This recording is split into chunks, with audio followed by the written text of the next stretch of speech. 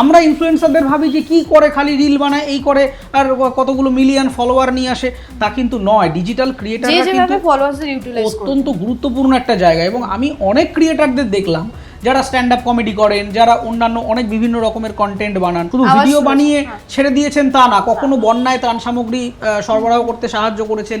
বিশেষত ইনফ্লুয়েন্সারদের সব থেকে বড় যে জায়গাটা আমার এখনো মনে আছে সেটা হচ্ছে কোভিডের সময়।